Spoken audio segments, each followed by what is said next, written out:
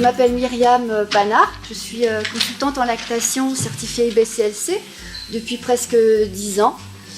J'accompagne les futurs et les nouveaux parents dans leur projet d'allaitement depuis une bonne quinzaine d'années. À la suite donc de ma pratique auprès de centaines de parents, j'ai concocté en fait 7 clés pour les aider à réussir leur allaitement. Pour moi, c'était important de rendre les mamans autonomes, actrices et vraiment confiantes de leur allaitement avant d'arriver à la maternité, avant d'accoucher. Première clé, je dirais que c'est la détermination, être déterminée, être informée, être confiante du processus justement naturel de l'allaitement. Et alors pour cela, évidemment, c'est une décision qui doit être éclairée et motivée. Les parents devraient se préparer, donc en rencontrant une consultante en lactation ou en rencontrant une sage-femme qui a été formée aussi en allaitement. Deuxième clé, la pratique du pot à pot, évidemment, dès la naissance. C'est la meilleure transition juste après un accouchement. Moi, je le recommande pendant les premières semaines, vraiment le plus possible, même les premiers mois, si les parents le souhaitent. La troisième clé, donc, c'est adopter une position confortable qui va permettre une mise au sein optimale. Donc ici, je vous ai fait quelques petits schémas, mais ce ne sont pas les seuls. Notamment, je leur parle essentiellement de la position naturelle. Le principe fondamental, c'est que le bébé soit posé complètement sur le corps de la maman et qu'il puisse aussi avoir un support pour ses petits pieds pour pouvoir soit monter, soit descendre, pour pouvoir prendre le sein. Le quatrième point, je dirais qu'il faudrait suivre les signes du bébé et non l'horloge. Ça, c'est très très important.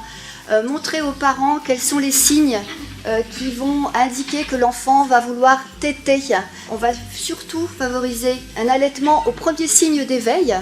En cinquième point, je dirais qu'il faut éviter la tétine et le biberon dans les premiers temps, en tout cas, parce que ça peut perturber la succion du bébé, qui est totalement différente du sein.